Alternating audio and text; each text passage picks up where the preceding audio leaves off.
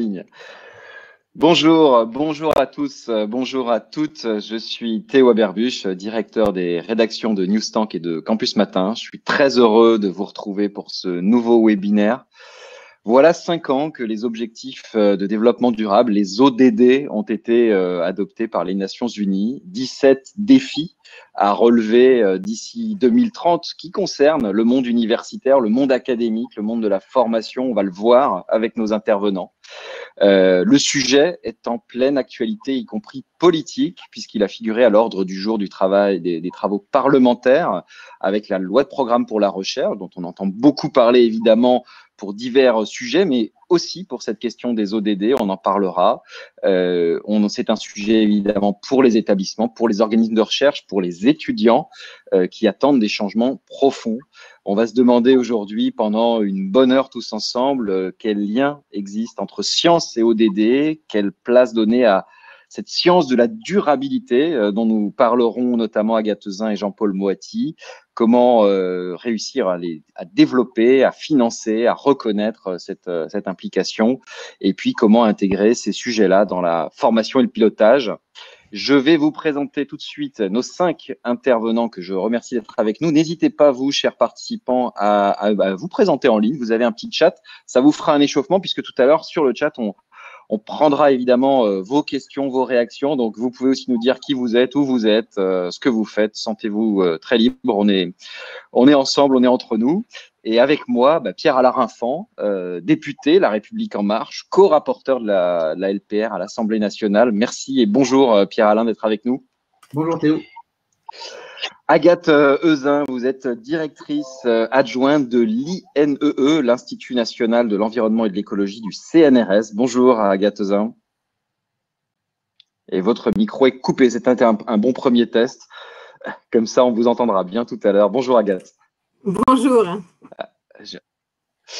Anne-Catherine Rota, vous êtes consultante Research Intelligence d'Elsevier. Bonjour Anne-Catherine, vous êtes partenaire de ce webinaire. Bonjour Théo, bonjour à tous. Jean-Paul Moati, vous êtes l'ancien président de l'IRD, l'Institut de recherche pour le développement, et vous êtes membre d'un groupe d'experts, vous avez été membre d'un groupe d'experts qui a travaillé sur ces ODD et sur leur mise en œuvre. Bonjour Jean-Paul. Bonjour à tous. Et Julie Pasquet, alors pour ceux qui ont suivi nos différentes invitations, Julie n'était pas au programme, elle a très gentiment pris le relais de son collègue du REFED, le réseau français des étudiants pour le développement durable. Julie, vous êtes étudiante à Sciences Po Toulouse et à TBS, et je vous remercie d'être avec nous. Bonjour Julie. Bonjour, ravie d'être avec vous aussi.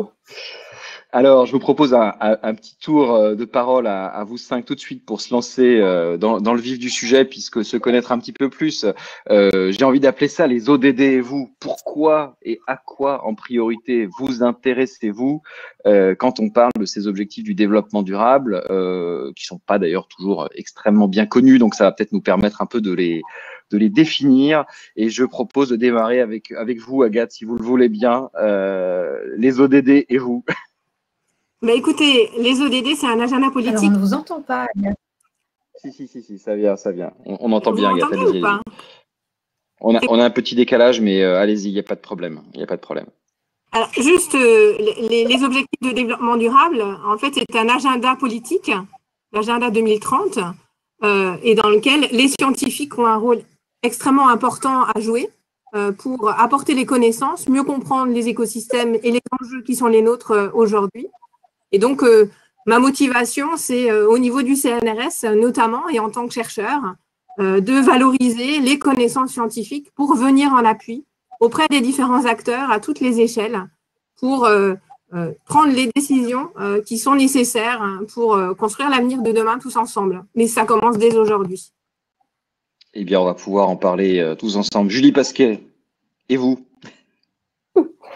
Nous, en effet, les ODD, ça fait partie du travail actif en fait du REFED et de ce qu'on valorise un peu au quotidien auprès des étudiants et des étudiantes. Et en effet, l'un des objectifs qui est important pour nous et qu'on prône mais sur lequel on a des vraies revendications, c'est par rapport à l'éducation, donc l'objectif 4, parce qu'en fait, on pense qu'aujourd'hui, étudiants et étudiantes ne peuvent pas agir s'ils n'ont pas les connaissances et s'ils ne comprennent pas en fait tous les enjeux systémiques dont on fait face aujourd'hui, et que c'est par cette connaissance en fait qu'on va pouvoir agir et avoir des métiers de la transition demain et agir au quotidien auprès de ses proches. Donc, il y a un vrai enjeu pour nous à former, à éduquer pour permettre d'engager les étudiants. Merci Julie. Eh bien, on va évidemment en discuter. Pierre-Alain Raffan, je passe de l'un à l'autre. Et de votre fenêtre. Alors, vous n'êtes pas à l'Assemblée nationale, mais cette fenêtre parlementaire nous intéresse beaucoup. Qu'en est-il? Alors, qu'en est-il? En tout cas, merci pour l'invitation. Et comme le disait Agathe, les ODD sont un agenda politique.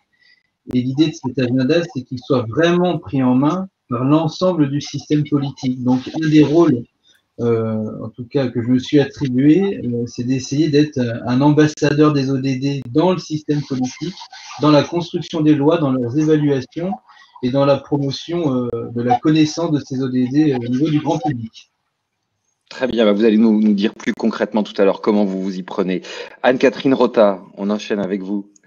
Oui, alors au-delà d'être citoyenne en 2020 et mère de 2 enfants, donc le rapport aux ODD me paraît essentiel sur cette cadre-là. Mais bien sûr, dans le cadre de mes missions professionnelles, le cœur du sujet ici, c'est de voir comment on peut comprendre ce qui se passe dans la recherche pour servir ces ODD, que ce soit en termes de monitoring, ex post, de savoir qu'est-ce qui s'est passé, où est-ce qu'on va, quels sont les acteurs.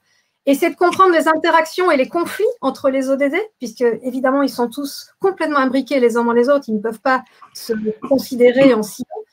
Et c'est certainement aussi comment on peut accompagner les acteurs, que ce soit les chercheurs, les décisionnaires de la recherche, les financeurs et les politiques, dans le passage à l'échelle, dans l'urgence qui est celle qui est à nous, face à nous en ce moment.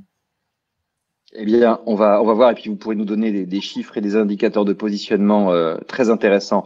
On revient à vous tout à l'heure. Jean-Paul, Jean-Paul Moati, je vous laisse terminer ce premier tour de table en nous disant, vous, ce qui vous semble essentiel dans ces ODD. Dans le rapport du groupe d'experts auquel je participais et qui a été remis en septembre 2019 au secrétaire général des Nations Unies pour l'évaluation des 4 premières années au plan international des ODD, on lançait déjà un cri d'alarme en disant que sur la plupart des 169 cibles des 17 ODD, on n'était pas du tout dans le bon tempo pour arriver à leur réalisation significative d'ici 2030. Et c'était un des valeurs ajoutées du rapport. On insistait même sur le fait que sur des enjeux essentiels, la montée des inégalités, la perte de biodiversité, l'empreinte écologique de nos modes de production, de consommation et évidemment le changement climatique, non seulement on n'était pas dans le bon tempo, mais on était avec des tendances régressives dans la mauvaise direction. Et malheureusement, la crise Covid a encore aggravé cette situation. Et donc, dans notre rapport, nous montrions que la science, la recherche, l'innovation sont une des solutions pour renverser ces tendances négatives. Et évidemment, il y a des enjeux énormes dans le contexte post-Covid, même de la crise actuelle autour de ça. Eh bien, on va y revenir. Je vous propose justement, puisque vous avez tous insisté sur la dimension politique de ces ODD, Pierre-Alain Raffan, puis c'est l'actualité, puisque hier, la commission mixte paritaire, sénateurs-députés qui travaillait sur la loi recherche s'est mis d'accord, c'est-à-dire que cette loi maintenant est vraiment dans sa toute dernière ligne droite. Mais peut-être qu'on n'a pas assez vu qu'il avait été question des ODD pendant ces discussions. Donc, si vous voulez bien, Pierre-Alain Raffan, nous dire un petit peu comment vous avez introduit ou mobilisé le sujet dans la loi pour la recherche.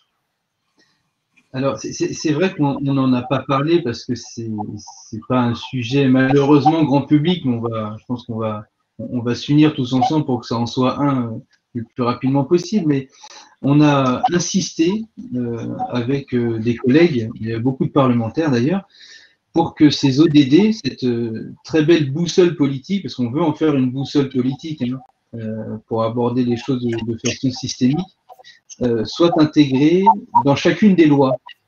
Et la première opportunité qu'on ait eue d'ailleurs, c'est cette loi de programmation pluriannuelle de la recherche.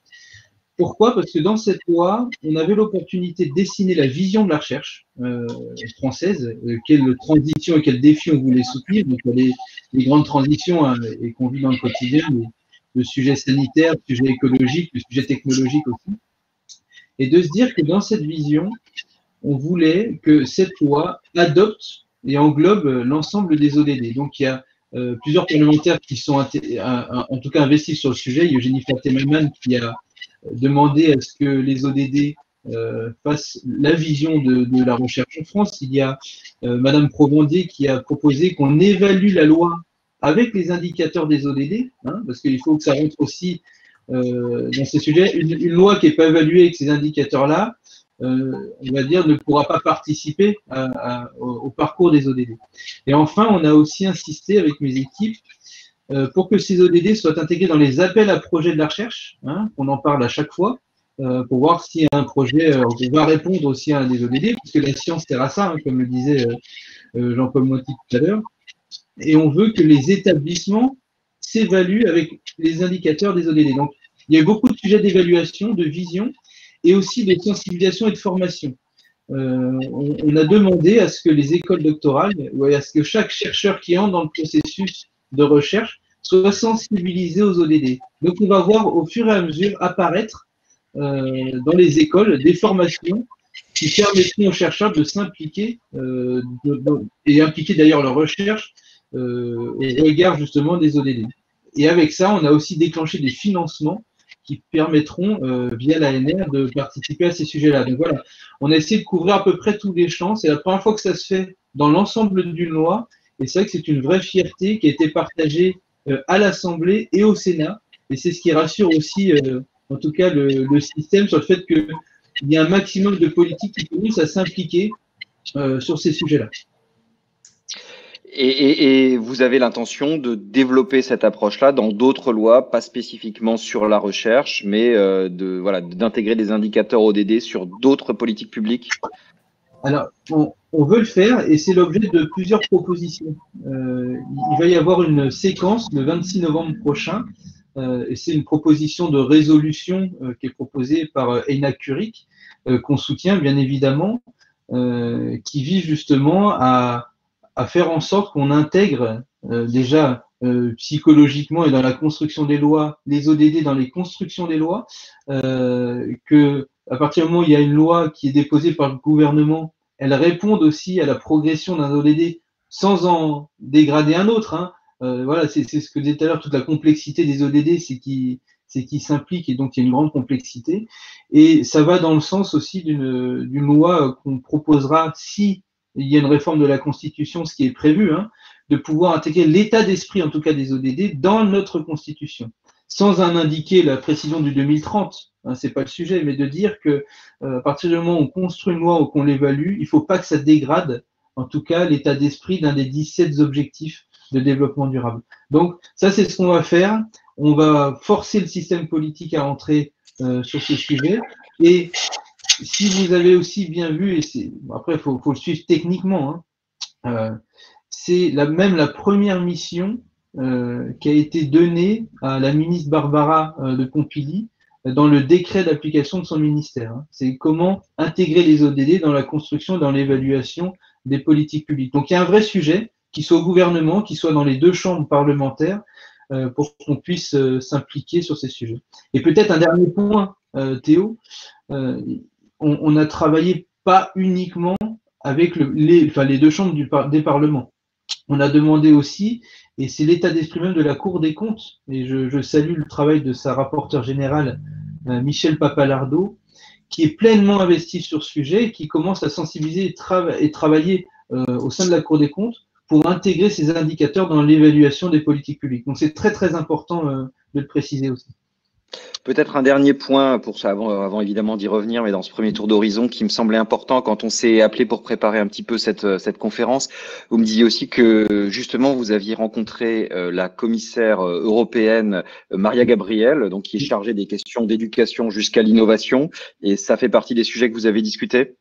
C'est vrai, c'est pas que je l'oublie, mais alors on a évoqué ce sujet. Elle est absolument dans cet état d'esprit. C'est-à-dire qu'elle a même vérifié dans les programmes européens de recherche qu'ils répondaient à l'ensemble des ODD. Ils font cet exercice.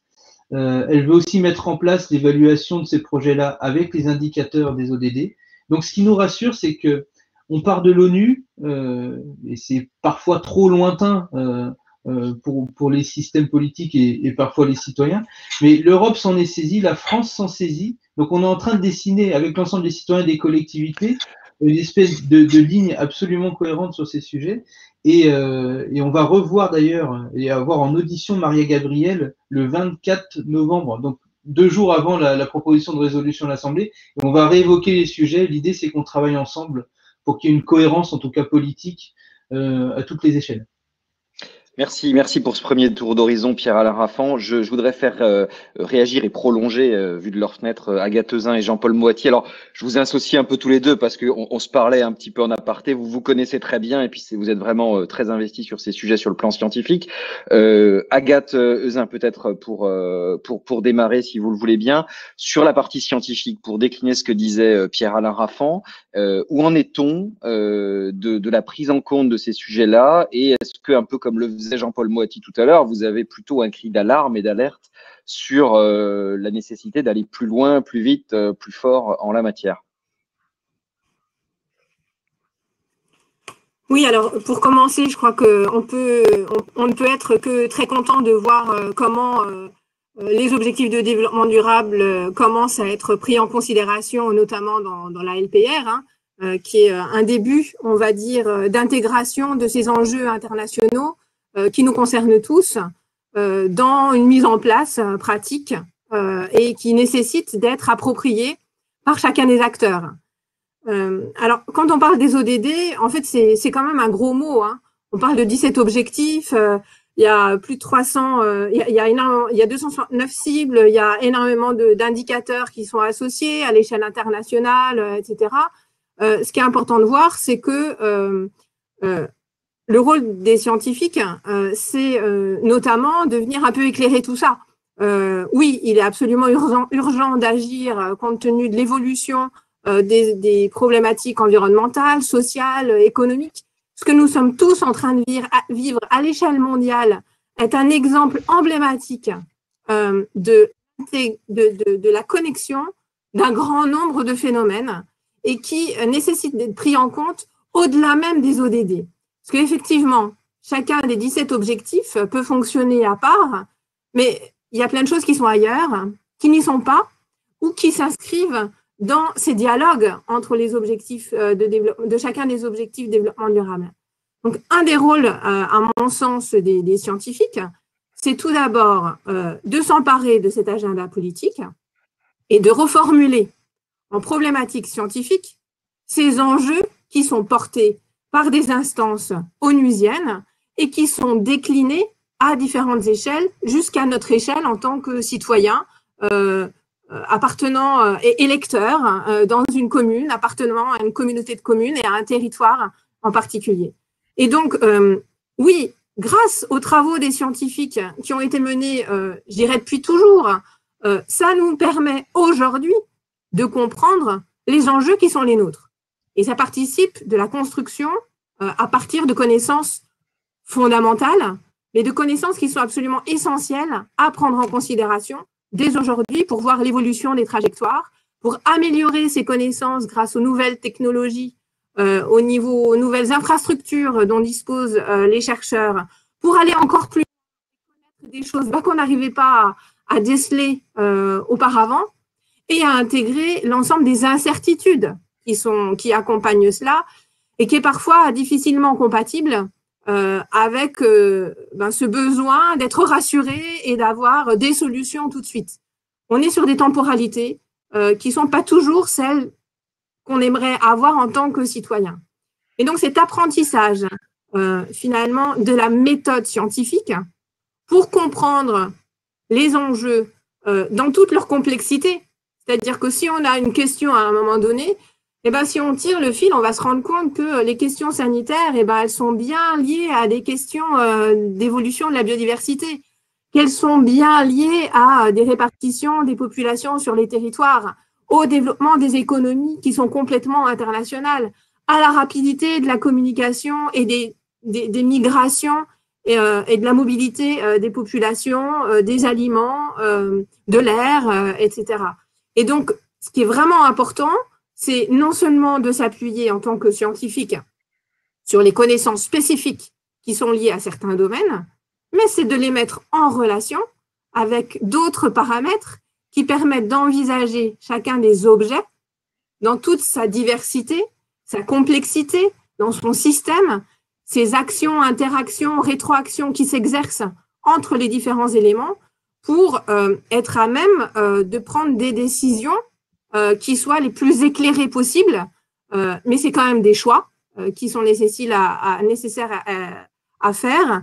Et ça, c'est pas forcément c'est pas le rôle des scientifiques, mais en revanche, transmettre cette connaissance et avoir une reconnaissance de ces éléments-là est un des points extrêmement importants pour nous, je pense, en tant que scientifiques. Voilà. De ce point de vue. Oui, alors peut-être juste une relance et puis ensuite on laisse Jean-Paul Moati aussi compléter, mais du point de vue du CNRS, puisque on parle là du premier organisme de recherche français, comment est-ce que les choses évoluent justement, vous le disiez, hein, beaucoup de choses sont déjà là, les chercheurs bossent déjà sur ces sujets-là, donc finalement qu'est-ce qui est nouveau aujourd'hui avec ces ODD depuis 5 ans? Est-ce qu'il y a des mouvements de fond qui ont été initiés du côté de la pratique scientifique, des priorités, voilà?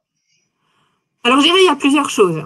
Dans la mesure où, effectivement, le CNRS couvre l'ensemble du spectre, en fait, des disciplines, des approches, etc.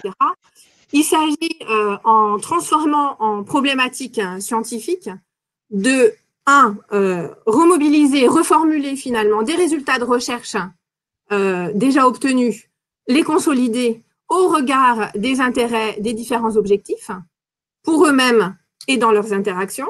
Donc dans des systèmes de couplage pour comprendre les enjeux dans tout ce qu'ils représentent. Poursuivre la recherche fondamentale. Peut-être qu'on n'a pas l'impression que ça a beaucoup de sens aujourd'hui, mais on sera bien content d'avoir investi parce que dans 10 ans, on en aura besoin. Et si on ne le fait pas maintenant, ce sera trop tard. C'est aussi identifier les manques. Donc les manques en termes scientifiques, mais aussi les manques par rapport aux enjeux posés par les objectifs de développement durable. Tout n'est pas, par exemple, dans chacun des ODD, c'est ce que j'évoquais, la question des transports. Il n'y a pas d'ODD transport, par exemple. En revanche, la mobilité joue un rôle extrêmement important et est complètement transversale à un certain nombre d'ODD. Ça, c'est un exemple. Donc, il s'agit de faire valoir la connaissance, de l'approfondir, et de la partager autant que possible avec les différentes instances, les différents acteurs qui sont susceptibles de s'en emparer pour justement s'appuyer dessus et poursuivre.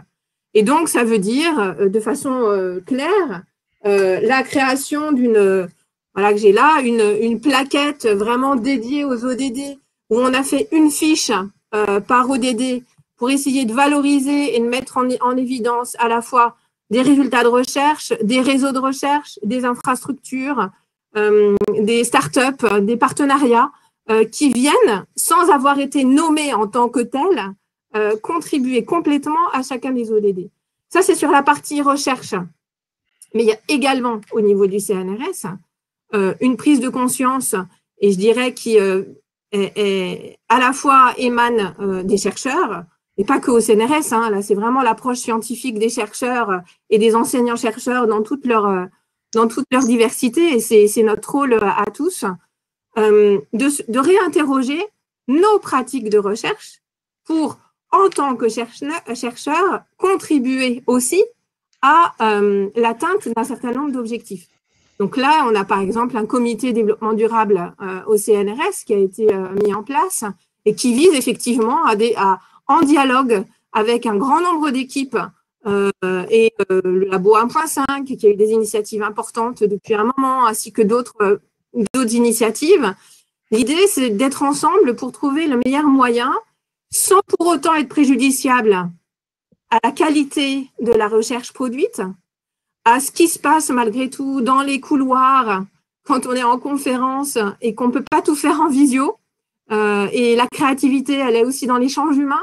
Donc, trouver le meilleur moyen d'avoir l'échange humain pour créer ensemble et partager entre scientifiques. Et donc, finalement, trouver là où c'est pas forcément, on peut revisiter notre façon, tout comme en tant que citoyen, d'habiter la science, de la produire et de la construire ensemble.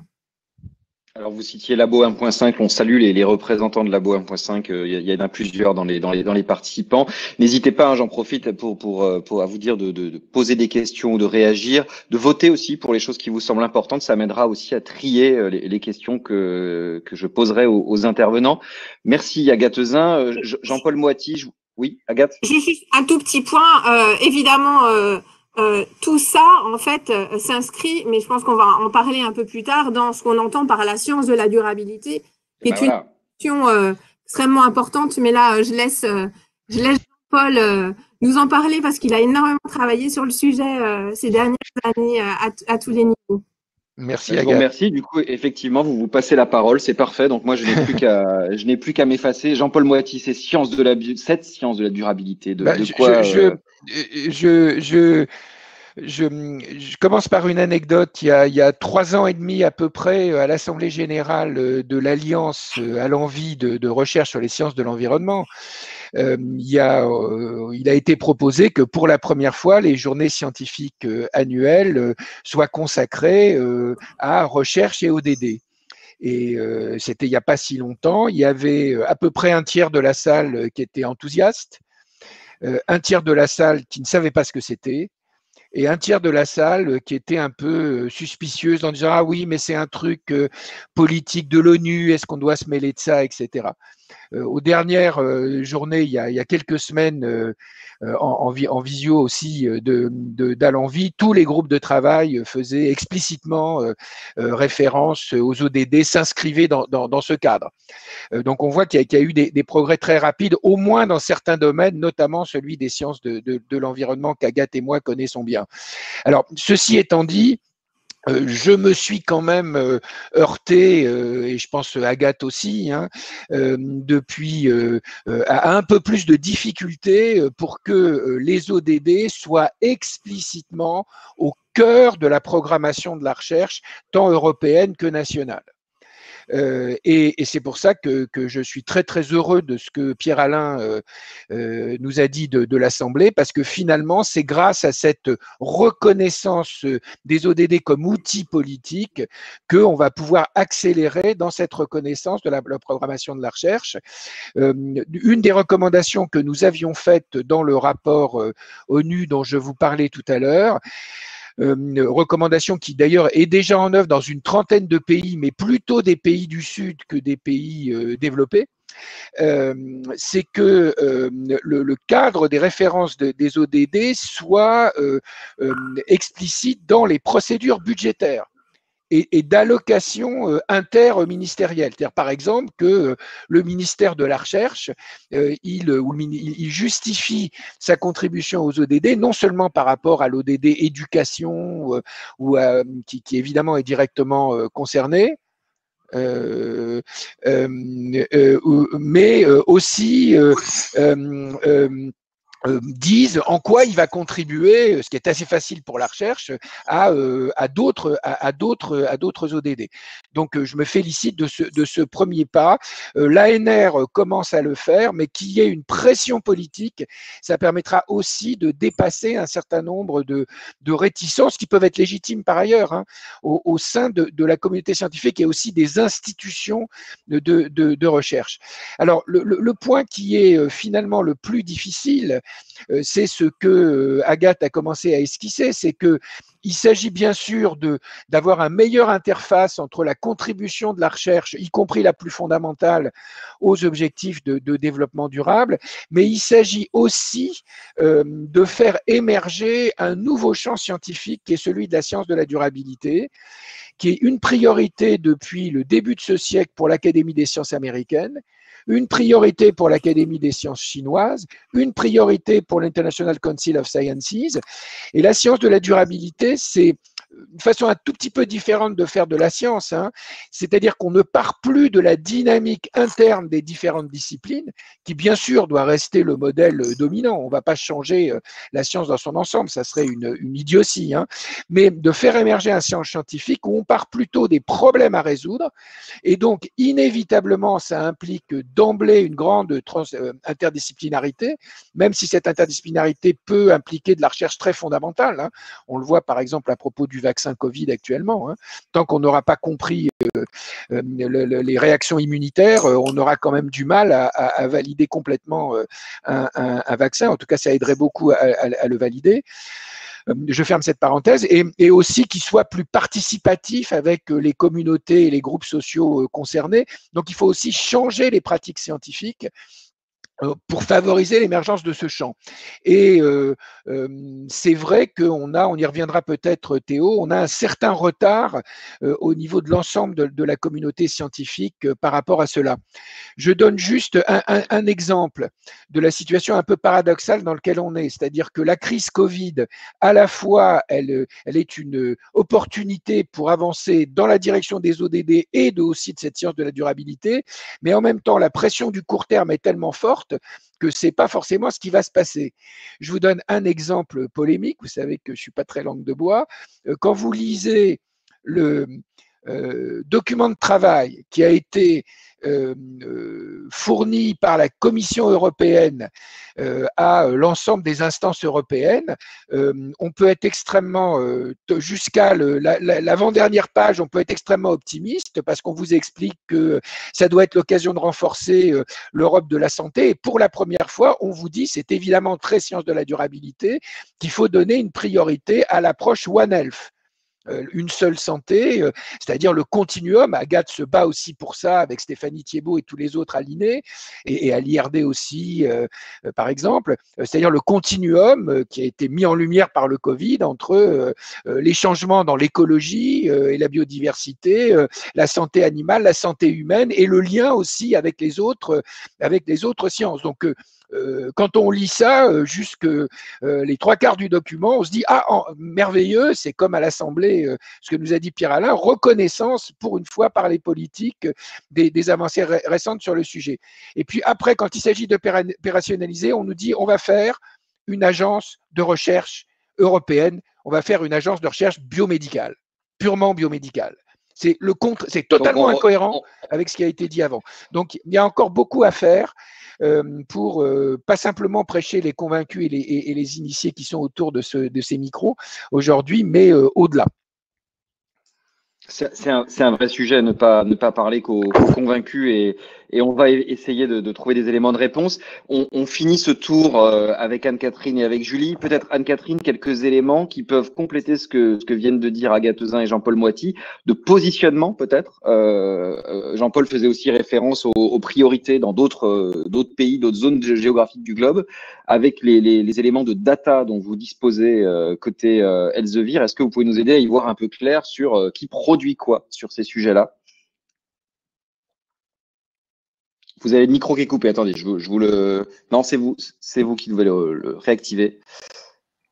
Au risque de décevoir des fanas de classement, c'est exactement ce qu'on va vouloir éviter ici.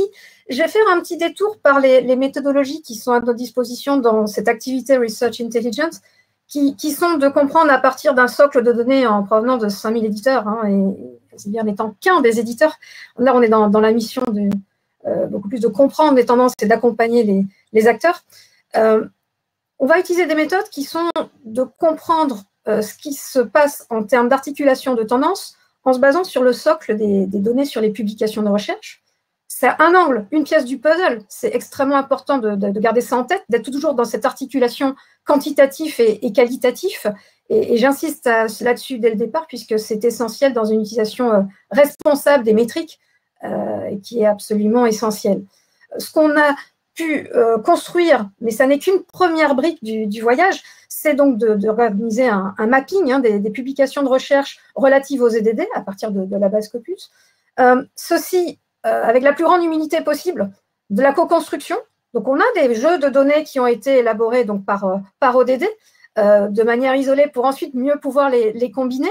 Et ces requêtes sont publiques, naturellement, elles sont à disposition de tout le monde pour pouvoir contribuer et échafauder des convergences de ces mappings. On le fait avec des partenaires comme Auckland University, comme Southern Denmark University. Une certaine partie d'Asie, on travaille avec l'UNESCO pour ces contributions, la Commission européenne, naturellement. Donc, on est dans vraiment une ouverture d'esprit essentielle. On ne peut pas définir tout seul dans un coin qu'est-ce qu'on entend par ODD. Il y a autant de définitions que de personnes qui s'y penchent.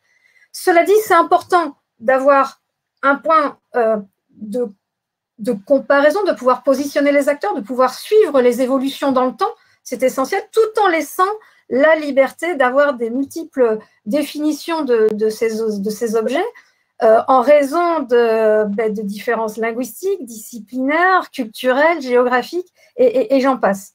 Alors, tout ça nous a amené à des constructions que l'on met à disposition dans des outils en ligne. Alors, il y a une base qui s'appelle Saival, qui permet de repérer les acteurs, mais également de produire des rapports. Et on voit bien qu'il y a un momentum clairement aujourd'hui des acteurs, que ce soit Commission européenne, que ce soit au niveau des institutions elles-mêmes et des financeurs, autres, ce besoin de comprendre, ce besoin d'avoir des rapports. Alors, nos premiers rapports sur la durabilité, c'est en 2015 avec SciDev, sur qu'est-ce qu'on voit sur la science de la durabilité.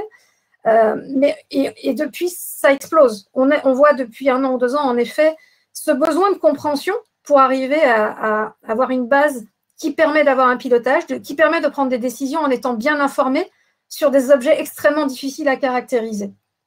Alors, sur les indicateurs dont on dispose, comme je le disais, nous, on part sur un matériau qu'on connaît bien, c'est la publication de recherche. J'entends par là des revues, j'entends par là des actes de conférences, des chapitres d'ouvrages. C'est également les données de financement, c'est également les brevets. Et donc, la corrélation sur ces objets est essentielle à observer. Ce qui nous amène à un canevas d'indicateurs qui est très varié, à mettre en relation avec les indicateurs des ODD eux-mêmes. Là, je parle des ODD sur ces objets. Alors, il y a quelques indicateurs qui ressortent comme extrêmement pertinents selon notre équipe. Ça va être l'évolution des collaborations entre acteurs, ça va être de repérer la multidisciplinarité, ça va être de repérer les collaborations publiques-privées. Une fois de plus, ça n'est qu'une partie du sujet, mais on voit bien qu'on est sur du tangible. Ça a l'intérêt de se baser sur des réalisations entre chercheurs. Et un point très important, c'est de faire exploser les… Alors, qu'est-ce qu'il en ressort Alors, ce qui ressort de ça, c'est de repérer en bottom-up quelles sont les activités des chercheurs en termes de réseau de chercheurs, de réseau de publication, et non pas par silos verticaux descendants. Ce qui ressort, ce qu'on voit, c'est clairement un momentum pour structurer les initiatives qui sont nombreuses à la base, mais qui finalement ne sont pas encore très structurées. Et là-dessus, ce qu'on peut observer, nous, de notre poste d'observation internationale, c'est que la France n'est pas nécessairement en avance là-dessus. On voit bien que les pays nordiques le sont clairement plus que nous, dans non seulement pousser les acteurs avec des appels à projets dans les institutions, pour aller au-delà des initiatives nationales, ça va être de structurer recherche et éducation, ce qui n'est pas forcément encore le cas dans beaucoup d'établissements français. Un manque criant de pilotage, alors je ne veux pas donner que des points négatifs, et une fois de plus, les initiatives sont extrêmement nombreuses. Je pense au réseau des initiatives sur les développements durables, le SDSN, entre universités, qui est piloté par Sergi, et CY et Cage. Mais ça manque encore de bruit, d'échange de bonnes pratiques. Échange de bonnes pratiques, qui est quelque chose d'extrêmement instructif, non seulement au niveau français, mais au niveau européen. Les universités européennes me semblent être un très bon catalyseur. On voit bien que les universités européennes qui ont eu des fonds à l'occasion de 2 rounds sont très structurées autour de ces éléments relatifs aux ODD, à la fois côté recherche et éducation. Donc, ça me semble être un bon catalyseur. Mais clairement, la question de savoir où on en est, où sont les autres, savoir se positionner, c'est quelque chose où j'ai l'impression comparé à ce qu'on peut observer dans d'autres pays européens et ailleurs, c'est ce côté encore un petit peu autruche et pas forcément d'avoir intégré les ODD dans des débuts de pilotage. Mais ça se construit. Alors, je vois Julie Pasquet qui acquiesce. Vous avez fait merci Anne-Catherine. Julie, vous acquiescez du côté du REFED, donc réseau étudiant. Vous avez mené une grande enquête sur ces sujets-là, plutôt sur la partie formation, pilotage des établissements. Anne-Catherine parlait du lien entre éducation et recherche. Quel est votre diagnostic à vous? Oui, bah, je reviens aussi sur l'importance de la collaboration, comme vous l'avez dit, Anne-Catherine, et cette force aussi, on essaie de le développer auprès des étudiants et de faire en sorte qu'un maximum de réseaux étudiants, qu'un maximum d'étudiants arrivent en fait à s'interconnecter et à travailler ensemble pour arriver à vraiment avoir des changements systémiques forts. Et en effet, au REFED, c'est notre but, puisqu'on a un réseau qui regroupe 130 associations étudiantes partout sur le territoire. Et du coup, ça représente quand même des milliers d'étudiants qu'on essaie de toucher, qu'on va former, qu'on va essayer de rassembler, et on va aussi porter leur voix en faisant du plaidoyer sur les questions d'enseignement supérieur. Et l'un des axes les plus importants de notre plaidoyer, c'est cette fameuse consultation nationale étudiante, la CNE, qu'on organise tous les 3 ans et qui a été faite en 2019 et dont les résultats on a dévoilé nos résultats là, début septembre, et nos rapports ont été remis au ministère du coup de la transition écologique et aussi au ministère de l'enseignement supérieur. Et du coup, ce rapport est extrêmement intéressant, et cette année, on a eu 50 000 réponses complètes, alors qu'il y a 3 ans, on était à 5 000, donc x 10. C'est énorme. C'est énorme. Preuve qu'en 3 ans, c'est incroyable. Donc, en 3 ans, il y a eu une énorme prise de conscience, en tout cas, de la part des étudiants, et une volonté de s'exprimer sur ces sujets, des sujets qui touchent évidemment aux ODD.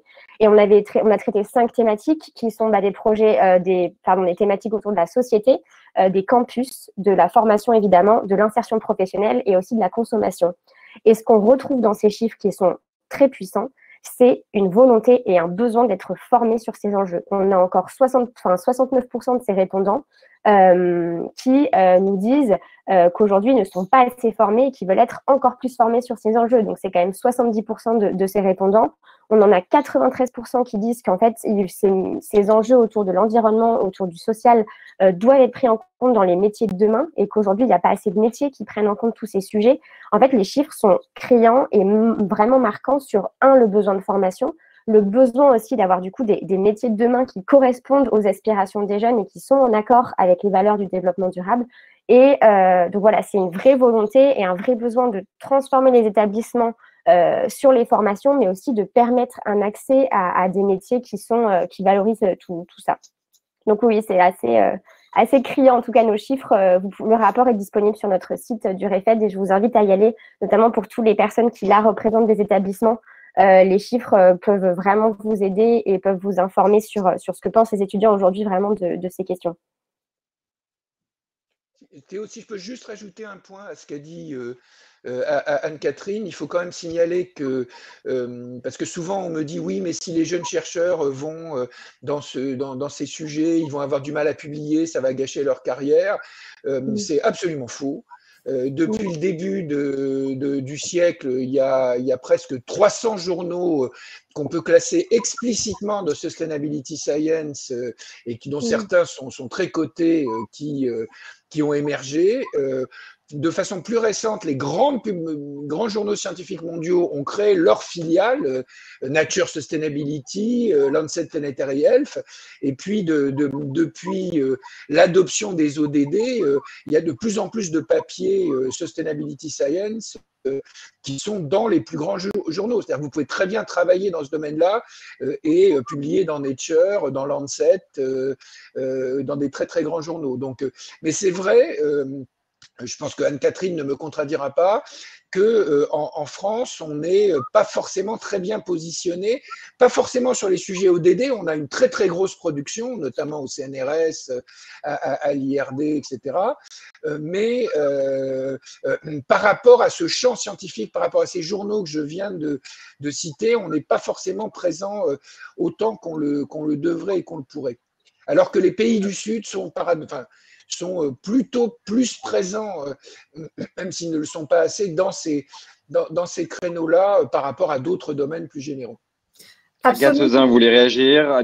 Alors attendez, dans l'ordre, Agathe et puis Anne-Catherine, on revient vers vous tout de suite. Allez-y, Agathe. Oui, c'était juste pour compléter, dans le sens où on a a priori commencé avec un prisme plus environnemental. Attention, peut-être que ça émerge par ce prisme-là, mais ça concerne l'ensemble des disciplines. Et ça, c'est un point extrêmement important parce que, justement, par exemple, au CNRS, on a créé une task force qui est dédiée, mais qui s'appelle Agenda 2030, pour pas qu'il y ait une connotation purement environnementale. On a aussi bien besoin des gens en chimie, des gens en mathématiques par rapport à la modélisation, que des gens sur la compréhension des systèmes de gestion des territoires, donc dans le domaine des SHS, avec l'économie, avec la géographie, l'anthropologie, l'histoire, etc. Donc, attention, on est vraiment dans une logique qui mobilise l'ensemble des disciplines. Et chacune peut venir contribuer à des enjeux de la planète qui sont sanitaires, c'est ce que nous vivons actuellement avec l'épidémie, mais sanitaires complètement liés aux questions environnementales, sociales et économiques. On est en train de le vivre. Et de la même manière, à des questions environnementales profondes, qui est la réalité des dérèglements climatiques, l'évolution de la biodiversité, etc. Et donc, même au niveau des formations, il me semble important de poursuivre et de développer des formations plus globales, estampillées développement durable, mais chacun des étudiants, à travers leur discipline qu'ils aiment et qu'ils ont envie de défendre dans chacun des domaines dans lesquels ils sont, peuvent venir contribuer à ces enjeux-là. C'est pas juste tous se faire porteurs d'un étendard environnement, climat, etc. Et je pense que ce qui est extrêmement important, c'est d'apprendre à envisager les enjeux dans leur complexité et à proposer une approche qui peut-être est déconnectée, mais en fait est en lien directement dans la compréhension des socio-écosystèmes. Anne-Catherine Rota, et ensuite j'ai une question pour vous, Pierre-Alain, sur cette question de la formation. Anne-Catherine, vous vouliez réagir à ce que disait Jean-Paul? Alors, et à Agathe également, du coup.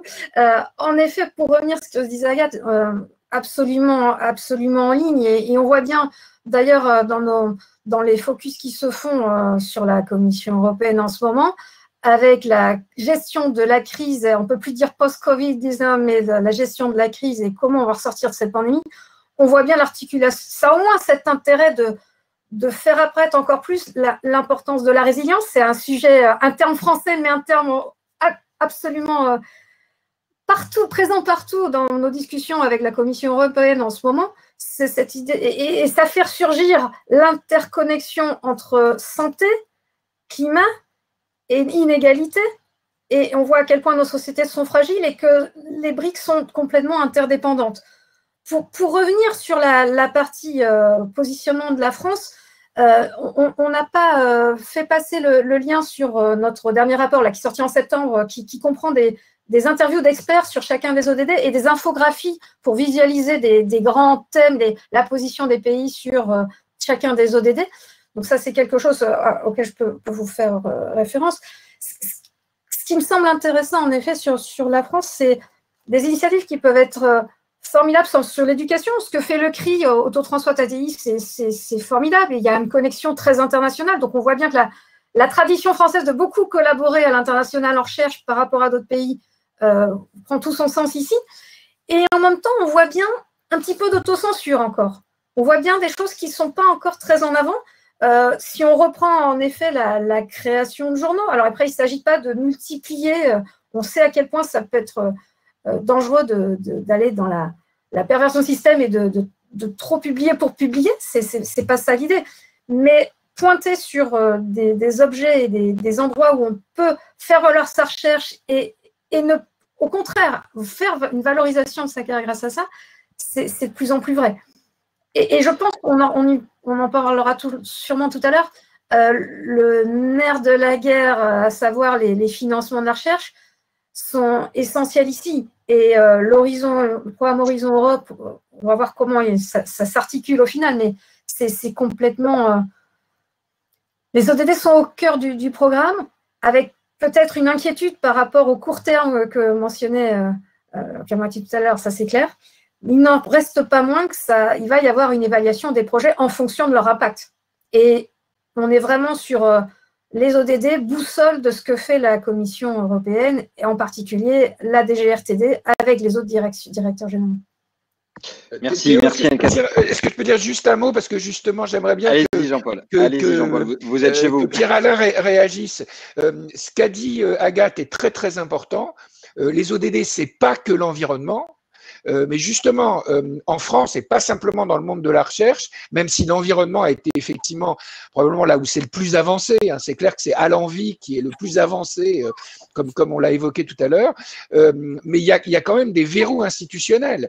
Et moi, il y a quelque chose qui me frappe et sur lequel je voudrais appeler l'attention de Pierre-Alain, c'est qu'on a un commissariat au développement durable.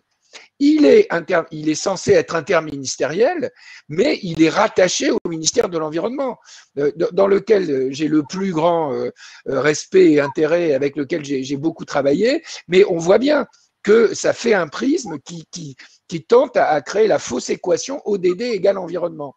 Et justement, la crise Covid et peut-être les enjeux actuels peuvent être l'occasion de casser ces verrous institutionnels. Je ne sais pas si Pierre-Alain, vous voulez réagir à ça. Pierre-Alain Raffan. Hop. Non, mais c'est un vrai sujet. Le sujet, il est dans la compréhension, en effet, globale des ODD. Et on est piégé par le terme ODD. Quand on parle et quand on explique les objectifs de développement durable, tout le monde entend développement durable. Et donc environnement. Et donc environnement. C'est le vrai sujet. Et en effet, c'est des messages qu'on passe. Moi, je rêverais que le département qui pilote, entre guillemets, l'agenda 2030 soit rattaché au Premier ministre pour démontrer l'aspect interministériel. Vous savez, la première fois que j'ai parlé des ODD dans l'hémicycle, c'était lors d'une question au gouvernement à Nicole Belloubet, l'ancienne garde des Sceaux.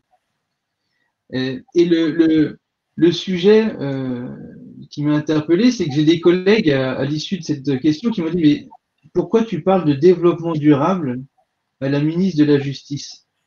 Je dis parce qu'elle est censée aussi être concentrée sur une partie de l'ODD numéro 16, justice et paix. Et on m'a dit, et en fait, on voit la compréhension du sujet. Donc, ce que disait Agathe est assez subtil. Il faut peut-être qu'on parle maintenant un peu plus d'agenda 2030 pour parler de ces 17 politiques systémiques, pour éviter de se faire piéger par le terme développement durable des ODD. Donc c'est un piège malheureux, hein, parce que nous on l'entend comme ça, en tout cas en France, mais il faut arriver à déjouer cette subtilité pour qu'on puisse faire comprendre au plus grand nombre que ça englobe toutes les politiques nécessaires à une meilleure vie du vivant sur la planète. Pierre-Alain, je prolonge aussi une question là. Quand vous entendez Julie qui nous dit que 50 000 étudiants ont répondu à leur enquête, ça me fait aussi penser au fait qu'il y a eu des velléités pour légiférer. C'était une proposition de loi de Cédric Villani et de Delphine Batteau au départ, hein, pour rendre obligatoire dans les cursus universitaires des formations au développement durable, réaction extrêmement négative du côté universitaire, disant on est capable de mettre du développement durable partout, il ne faut pas que ce soit dans la loi. Est-ce que vous vous êtes fait un avis là-dessus pour aller plus vite, plus loin? Est-ce qu'il faut rendre ça obligatoire ou procéder autrement? Il y a plusieurs sujets. Alors déjà, je félicite Julie et toutes ses équipes. Parce que c'est vrai que d'avoir 50 000 étudiants qui s'investissent sur ces sujets, ça oblige encore plus. Donc nous, on va se repencher aussi sur ce rapport-là. Ce que disait Julie me fait penser aussi qu'on ne mise pas assez sur la prospective en politique.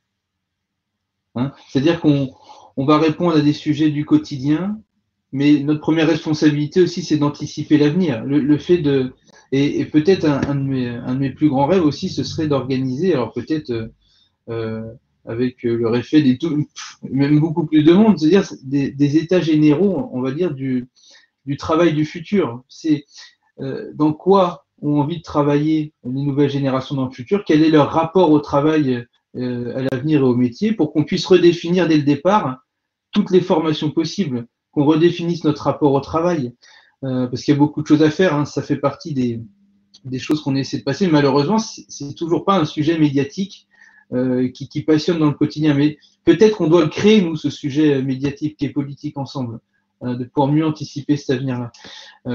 Et donc, ce rapport à prospective futur au travail, et on a même proposé ça c'est dans un sujet plus technologique, mais de mettre l'intelligence artificielle au service des ODD. Comment mettre la technologie à la réponse politique de toutes ces politiques-là, justement. Donc, c'est des sujets que j'aimerais en tout cas travailler avec vous. Alors, sur la partie législative Villani-Bateau, c'est une proposition de loi que j'avais signée, parce qu'elle était très pertinente. Mais en fait, on se heurte à quelque chose de très sensible en France, qui sont les libertés pédagogiques et les libertés académiques.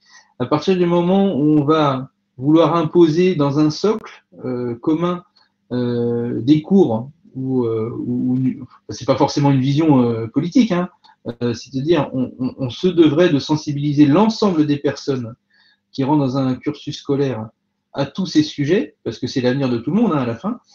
On nous dit, oulala, vous touchez à notre liberté, on ne va pas pouvoir enseigner. Donc, c'est toute la subtilité qu'on retrouve, hein, on le retrouve en ce moment quand on propose, dans le cadre des réseaux sociaux, des cours dès le plus jeune âge sur l'économie de l'attention, sur la sensibilisation aux dangers des réseaux sociaux. On nous dit, vous n'avez pas à toucher à notre liberté pédagogique. Donc, c'est un sujet, je pense, qu'on doit travailler ensemble, parce que au bout du bout, la responsabilité, c'est vis-à-vis des générations futures. Hein. Je pense aux enfants d'Anne-Catherine, je pense à mes enfants aussi, j'en ai eu deux, ils ont un peu plus d'1 an. Donc, il y a toute cette responsabilité aussi de se dire, n'hésitons pas, ou autorisons-nous, il ne faut pas s'interdire en tout cas, d'avoir un socle commun qui nous permette de travailler dans le même sens. On ne va pas imposer de méthode, ni de programme politique, ni de vision politique, ce n'est pas le sujet, mais de dire, on se doit de travailler ensemble au service de l'humanité, de la planète et du vivant. Voilà. Après, la manière dont on le fera, c'est autre chose. Alors là-dessus, Julie, peut-être la vision justement du REFED. Oui, au-delà de la vision du REFED, et ma vision personnelle est partagée, je pense, par beaucoup d'étudiants et d'étudiantes, c'est que j'avoue, et c'est quand même aberrant, qu'aujourd'hui, en tout cas dans l'enseignement supérieur et même avant, que ce soit en primaire, au collège et au lycée, on n'ait pas obligatoirement des cours sur ces enjeux. Je veux dire, on a quand même aussi des étudiants aujourd'hui qui sont extrêmement angoissés par l'avenir. On parle beaucoup d'éco-anxiété, je pense que vous connaissez ce sujet. C'est un véritable sujet chez les étudiants. Quand on prend conscience en fait de ces enjeux, on se rend compte qu'il y a quand même un mur en face de nous et qu'en fait, on devrait, dès le plus jeune âge, avoir des cours là-dessus. Et nous, on avait justement soutenu cette proposition de loi. On avait organisé une journée l'année dernière qu'on avait appelée Make a Lesson Green Again.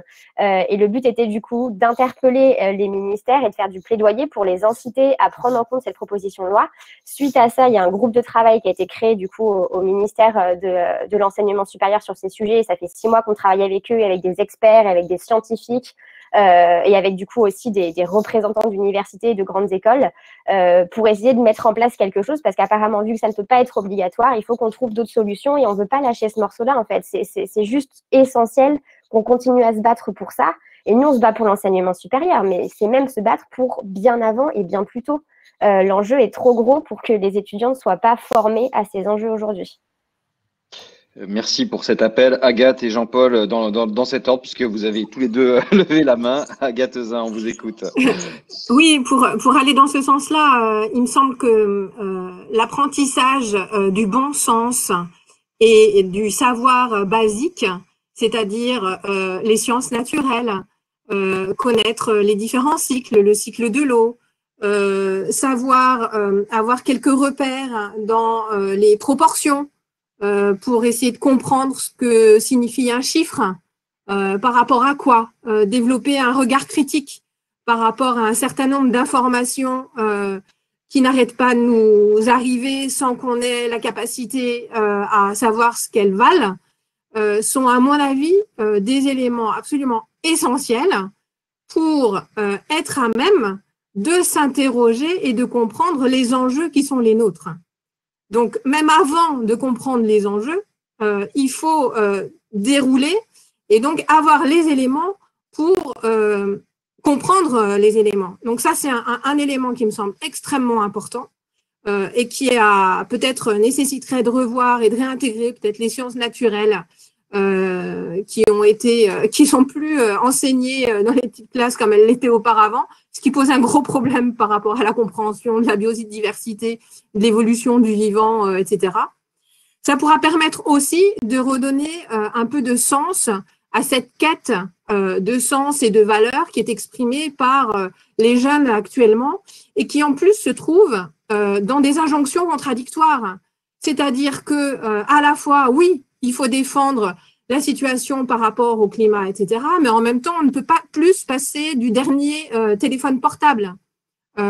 Donc, c'est aussi s'interroger dans nos pratiques, mais pour être non pas dans la contrainte et dans la restriction, mais pour aimer la vie et continuer à la vivre pleinement, mais de façon plus raisonnée et, on va dire, raisonnable peut-être, compte tenu des ressources qu'on a beaucoup exploitées, qu'on continue à exploiter dans un grand nombre de situations, sans tenir compte forcément de la capacité du milieu, soit à régénérer, soit à poursuivre un certain nombre d'éléments.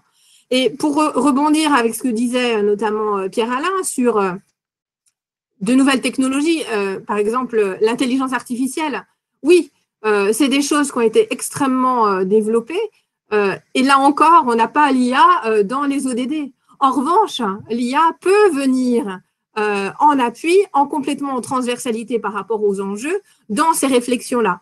Et c'est un peu en ce sens que notamment le CNRS, comme d'autres organismes, dans le cadre de son contrat d'objectifs prioritaires, a sélectionné 6 grandes thématiques que sont la santé et l'environnement, l'inégalité éducative, la transition énergétique, les territoires du futur, le changement climatique et l'intelligence artificielle qui rentrent complètement dans ces enjeux portés par les ODD à leurs interfaces.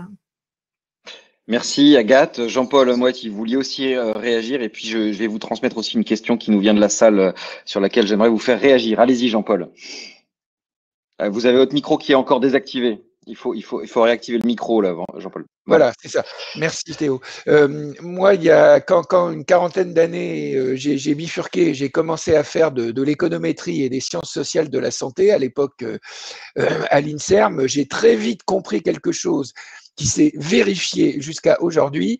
Quand on me dit qu'on va mettre quelque chose partout, pas tellement c'est important, le résultat, c'est que finalement, on le retrouve nulle part. Et qu'au moment des recrutements, par exemple, toutes choses égales par ailleurs, on revient au disciplinaire. Donc, s'il n'y a pas, alors pas forcément une obligation, mais s'il n'y a pas des soutiens institutionnels et des modifications pour renforcer ce champ, le fait que tout le monde dise qu'on fait des ODD peut être un écran de fumée. Des fois, ça correspond à une réalité. Hein. Je vous donne 2 exemples de l'Earth Institute que je connais bien à Columbia University, qui a anticipé un petit peu la science de la durabilité. Ils ont un master qui est particulièrement compétitif. Il y a des milliers de postulants pour quelques dizaines de postes. Le critère final de sélection, c'est qu'ils disent aux étudiants, les présélectionnés, nous ne savons pas quels vont être les métiers auxquels vous allez pouvoir accéder, c'est vous-même qui aurez à les forger. Et ceux qui ne sont pas déstabilisés, qui au contraire disent oui, c'est pour ça qu'on vient, ils sont pris par rapport à ceux qui sont un peu plus angoissés par ça. C'est la première chose. La deuxième chose, il y a déjà quelques années, département d'économie de Columbia, c'est là où il y a Stiglitz, pas mal de prix Nobel, etc. Création de postes. Dans le cadre du renouvellement normal, etc., 3 ou 4 postes. Dans le cadre de l'interdisciplinarité en lien avec l'Earth Institute, 10.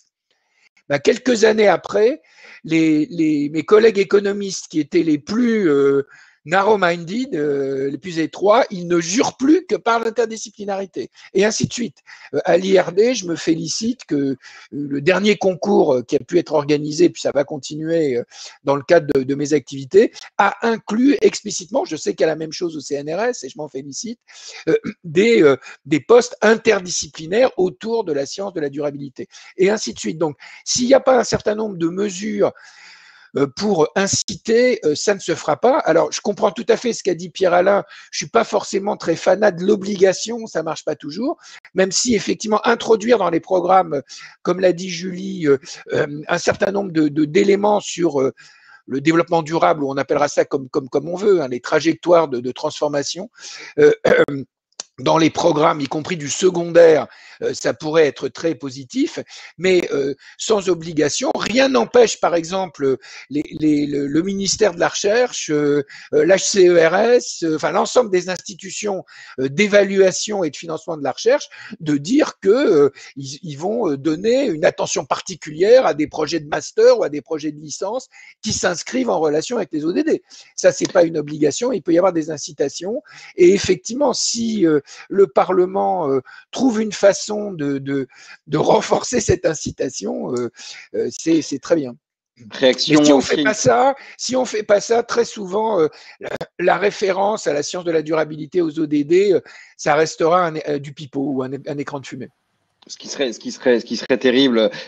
Pascal Bueno-Merino, qui est dans l'audience, nous dit nécessité aussi de favoriser la reconnaissance des thèses bidisciplinaires et aussi dans une structuration des recrutements des enseignants-chercheurs et de l'évaluation des carrières qui aujourd'hui est basée historiquement sur des disciplines. Est-ce que là-dessus, vous voyez les lignes bouger? Vous l'avez un peu évoqué avec des concours transversaux, mais est-ce que cette transversalité que vous, qu'Agathe, qu'Anne-Catherine appelez de vos voeux, elle se matérialise, elle évolue?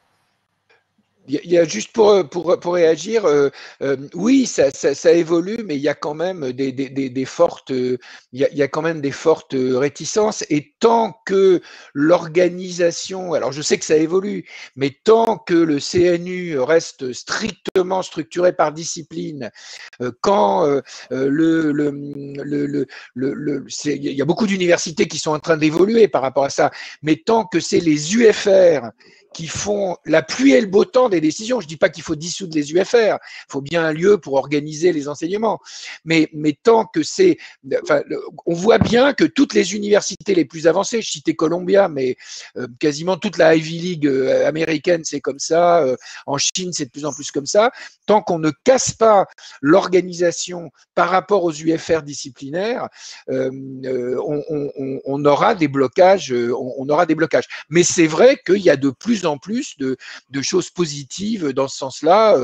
Ça a été le cas à mon université d'Aix-Marseille, c'est le cas à La Rochelle, c'est le cas à Nice, c'est le cas, voilà. Donc effectivement, les choses évoluent, mais pour l'instant, en tout cas en France, beaucoup sur la base du volontariat, où ça dépend des personnalités qui sont aux commandes. Là, je parle plutôt du monde universitaire, parce qu'au niveau des organismes de recherche, notamment du CNRS, de l'IRD, du CIRAD, de l'INRAE, là, ça a avancé beaucoup plus vite, à mon sens. Agathe, vous vouliez réagir? Oui, juste pour compléter, par exemple, au CNRS, dans le processus de recrutement, au-delà des différentes sections qui sont plus disciplinaires, on a des sections interdisciplinaires et qui existent déjà depuis un grand moment et qui permet justement de valoriser ces approches qui sont plus originales, on va dire, et qui participent vraiment de nouvelles compétences. Et on est aussi dans une promotion, on va dire, de nouvelles disciplines qui émanent de ces travaux interdisciplinaires. Par exemple, on parle de l'écologie de la santé, on parle de la chimie écologique, on parle du paléo-environnement. Toutes ces disciplines, il y en a plein d'autres, de l'ingénierie écologique, qui sont en fait des capacités de mobiliser des compétences dans différentes disciplines pour répondre à un enjeu commun en intégrant différentes approches, mais qui nécessite malgré tout d'être très fort dans une ou l'autre discipline. Ça ne veut pas dire oublier cette expertise et cette compétence dans ce domaine-là. Mais effectivement, on a des commissions interdisciplinaires qui permettent de recruter des chercheurs dans ce sens-là. Mais il y a encore des efforts à faire malgré tout en termes d'évaluation, de valorisation et de reconnaissance de ces choses-là. Ça, on en est bien conscient et on œuvre pour ça. Anne-Catherine, je vous ai aussi vu faire signe. Oui, je pense que c'est essentiel ce que vient de souligner Agathe, le fait de ne pas renoncer à l'excellence tout en étant dans cette ouverture. Et c'est essentiel de ne pas perdre ça de vue et de savoir bien le valoriser. ça me fait penser, alors c'est plus un commentaire général qui ressort de ça, c'est l'importance de la structuration des établissements. En effet, je pense plus aux universités et aux écoles, dans le sens d'une plus grande agilité, ce qui veut dire savoir dans quoi on se distingue. C'est pas on est meilleur qu'un tel sur le marronnier des grands magazines qu'on voit chaque année paraître comme les hôpitaux, les universités, que sais-je. Ce qui est important, c'est savoir là où on va pouvoir être fort, au lieu de saupoudrer un petit peu parce que c'est une très belle marque, comme les grands groupes d'entreprises, qui peuvent avoir eu cette phase greenwashing ou greenwashing.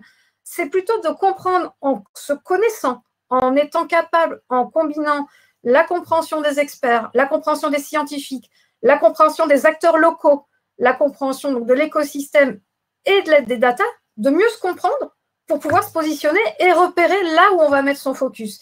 Avoir des priorités et s'y tenir dans une intégration complète dans la stratégie de l'établissement me semble essentiel. Julie, je me retourne virtuellement vers vous parce que je crois que dans votre enquête REFED, vous avez pas uniquement parlé formation, vous avez parlé aussi pilotage des établissements, stratégie et intégration de ces sujets-là dans la stratégie. Oui, évidemment, comme on l'a dit, il y a un gros pan qui est sur la formation, mais il y a aussi tout un travail qui a été fait sur les campus et sur comment faire pour rendre les campus durables et transformer aussi, en fait, tout simplement nos campus pour les rendre à la hauteur des enjeux. Et là aussi, encore une fois, la demande des étudiants est assez criante en termes d'isolation des bâtiments, en termes de tri des déchets, en termes d'accès à la biodiversité. Toutes ces questions-là, en fait, sont aussi très demandées par les étudiants parce que c'est aussi, en fait, comme on l'avait dit, une question de mode de vie, comment on transforme notre mode de vie pour aussi agir au quotidien sur ces enjeux. Et ça commence aussi par là où on va étudier tous les jours, comment est-ce qu'on va étudier, les manières dont on vit au quotidien avec les étudiants. Donc oui, c'est aussi, encore une fois, un vrai sujet, une vraie demande de la part des étudiants. Et tout ça est très imbriqué, on l'a dit aussi tout à l'heure, c'est à prendre de manière très, très globale, oui. Merci. Pierre-Alain Raffan, il y a un terme qu'on n'a pas du tout évoqué jusque-là et je voudrais pas qu'on se quitte sans en avoir parlé. Il y a une instance au niveau parlementaire qui est l'OPEXT, selon comment on le prononce, l'Office parlementaire d'évaluation des choix scientifiques et techniques. Est-ce que c'est une instance qui est suffisamment visible, qui se saisit assez de ces enjeux-là? Est-ce que vous avez un regard un peu sur cet outil qui est aujourd'hui, si je ne dis pas de bêtises, présidé par Cédric Villani? Oui, il est coprésidé par Cédric Villani et Gérard Longuet, parce que c'est entre les deux chambres. C'est vraiment un organe commun entre l'Assemblée nationale et le Sénat.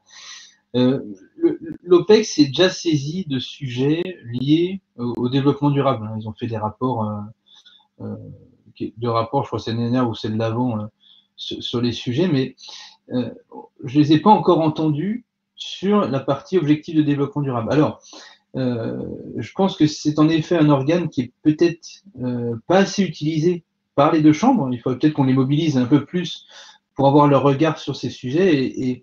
Et c'est vrai que quand vous avez un Cédric Villani à la coprésidence, je pense que c'est un sujet qui prendra à bras le corps au regard de son parcours, au regard des lois qu'il a proposées avec Delphine Batho à l'époque. Donc, c'est un vrai sujet. Donc, c'est une demande qu'on pourrait faire. Moi, je vais me rapprocher de lui. On s'entend très bien pour différentes raisons. Déjà parce qu'il est élu dans le même département et qu'on partage cet amour de la science. Il s'est beaucoup plus distingué que moi, visiblement. Mais dans tous les cas, on échange très souvent sur ces sujets. Pour revenir sur et répondre à deux points sur la partie liberté pédagogique, et je reviens pour répondre à Jean-Paul Moiti, c'est vrai que rendre une obligation juste pour une obligation n'aura pas forcément de sens. Par contre, l'intégrer dans le socle commun en priorisant d'ores et déjà la formation des professeurs, parce que si un professeur est pas formé ou mal formé aux ODD, il aura du mal à en parler à ses élèves. Donc, nous, notre premier réflexe, c'est de déclencher des budgets et d'intégrer ces sujets dans la formation des professeurs pour que ça puisse être enseigné d'une manière commune. C'est pour ça aussi qu'on a insisté dans la LPPR et que j'ai insisté sur l'importance de l'évaluation même des établissements pour savoir ce qu'ils faisaient au regard des ODD, parce que quand on vous pose la question à la fin, vous dites ah bah oui, peut-être qu'on n'a pas abordé ce sujet, on va y réfléchir, ça va peut-être déclencher des projets sur ces sujets-là. Et au-delà de ça, on a insisté dans la LPPR pour pousser l'ANR à financer de plus en plus de projets interdisciplinaires, hein, pour rentrer dans cette culture globale. Alors, il y a les grands organismes qui le faisaient déjà, hein, je pense au CNRS qui le fait très bien, mais en fait, on a poussé à avoir plus de financement, ce qui force la culture de l'interdisciplinarité, et on a aussi créé, alors dans un autre sujet, hein, des prix sur d'autres sujets, hein, sur la médiation scientifique, comment faire en sorte que ce qui se passe dans le milieu de la science soit diffusé et partagé au plus grand nombre, parce que c'est ce qui nous manque aussi de temps en temps, hein. On essaiera d'ailleurs d'engager un peu plus l'audiovisuel public dans la loi pour l'audiovisuel public sur le partage de tout ce qui se fait dans le milieu de la science. Donc il y a un prix CNRS, hein, une médaille CNRS qui a été créée d'ailleurs dans la LPR, et aussi à l'INRAE sur ce qui concernera les recherches participatives. Donc on va essayer aussi de faire en sorte que le plus grand nombre participe à ce sujet et que ce soit reconnu à la fin et médiatisé, voilà, pour participer à cette vision commune. Merci Pierre-Alain Raffan. Alors peut-être avant de faire réagir Agathe ou Jean-Paul, je signale en commentaire, j'avais aussi dans les liens que je voulais vous partager, mais François Berthet me devance et je le remercie. Le guide Les objectifs de développement durable, quelle contribution des métiers de l'enseignement supérieur et de la recherche, qui avait été proposé par la CPU et la CGE, qui est assez récent.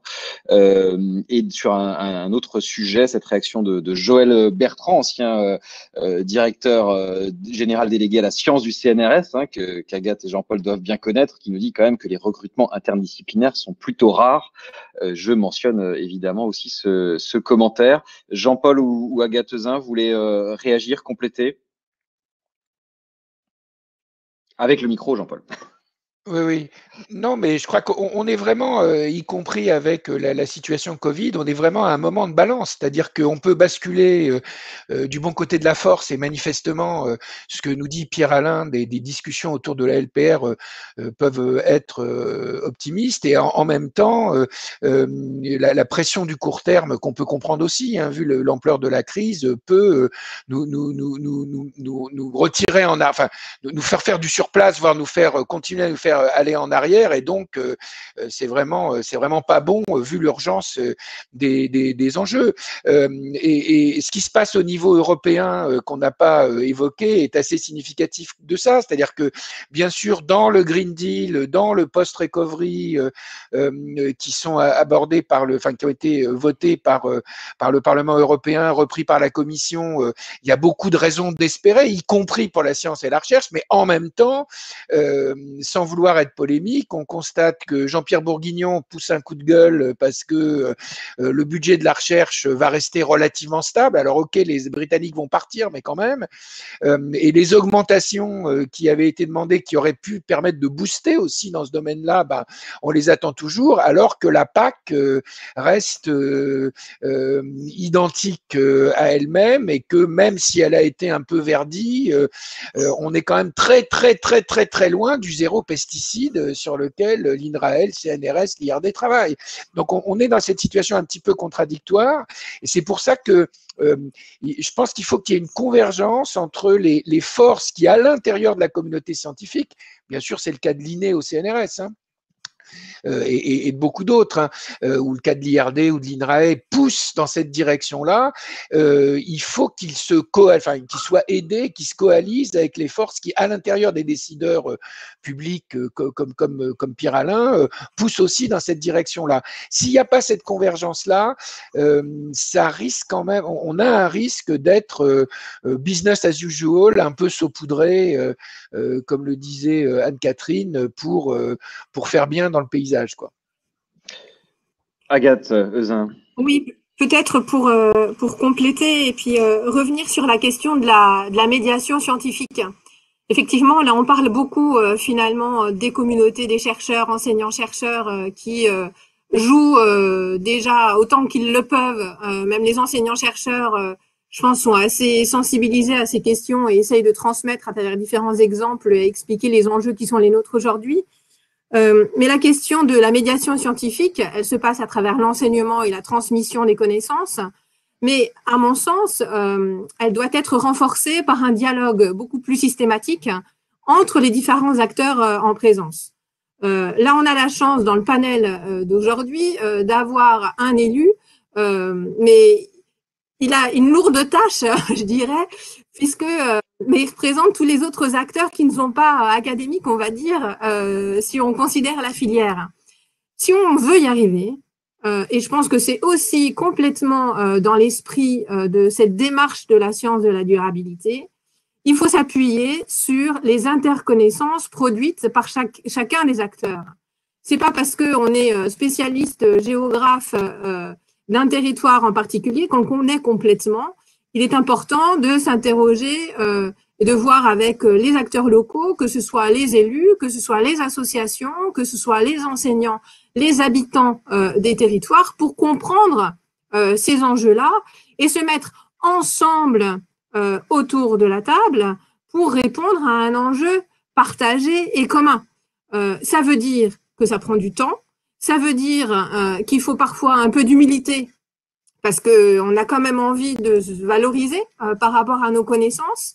Ça veut dire apprendre à comprendre l'autre dans sa façon de raisonner, dans les discours qu'il peut avoir, dans les références qui peuvent être les siennes et les outils qu'il peut mobiliser, et s'inscrire dans cette démarche de valorisation, de dialogue entre des scientifiques, des acteurs de la société, des décideurs, des élus, est vraiment une action, à mon avis, essentielle pour que réellement on puisse agir durablement pour les enjeux qui sont les nôtres aujourd'hui et à tous les niveaux. Parce que chacun va vouloir mettre en évidence éventuellement une solution, mais s'il y avait une solution, ça se saurait.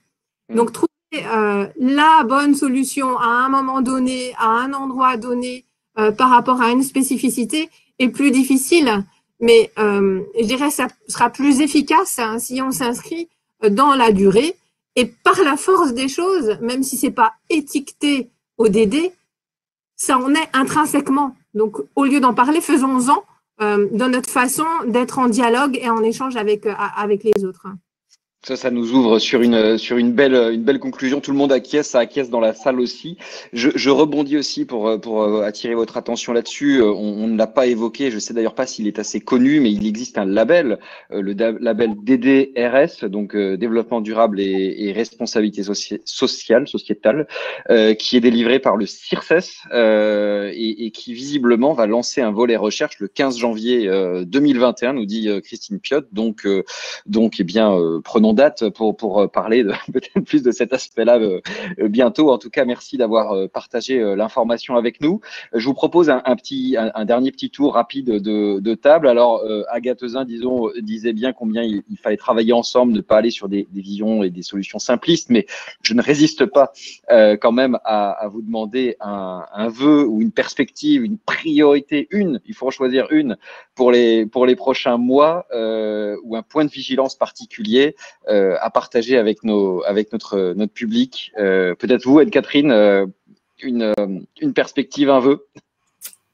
Alors, en termes de perspective, je pense à un événement des offices de liaison à Bruxelles des universités et organismes européens qui s'appelle Unilion, qui va avoir un événement, je pense que c'est le 18 janvier, ils l'ont décalé, mais ça reste d'être encore en ligne malheureusement, qui est un événement pour essayer de mettre ensemble scientifiques, policymakers, pardon pour l'anglicisme, et également les décisionnaires des instances de recherche pour réfléchir sur deux sujets, les objectifs de développement durable et les universités européennes. Et je pense que ça peut être un bon rendez-vous à suivre. Il y a 150 universités et établissements qui sont rassemblés dans cette organisation.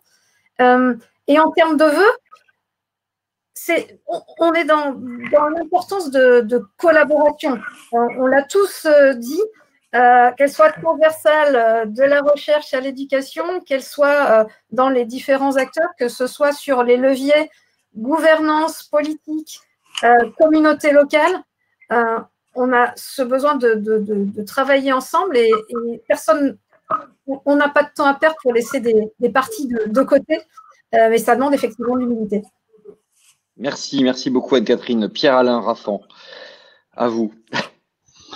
Oui, de toute façon, à très court terme, on a ces sujets législatifs, donc on est très content d'avoir intégré déjà cette vision dans la loi de programmation pluriannuelle de la recherche. Maintenant, on va se concentrer sur le fait de pouvoir travailler à l'utilisation des indicateurs des ODD dans l'évaluation des politiques publiques avec tous les organismes associés. Donc ça, c'est vraiment le très très court terme. Après, si j'ai un vœu, c'est qu'on puisse créer ensemble une équipe de France des ODD, hein, avec Julie en sélectionneuse, on va dire ça, et puis qu'on puisse chasser en meute sur ce sujet et travailler ensemble. C'est vraiment, si on arrive à faire ça dans quasiment tous les événements en 2021, ce sera un beau succès. Donc je compte sur Julie. Tiens, voilà.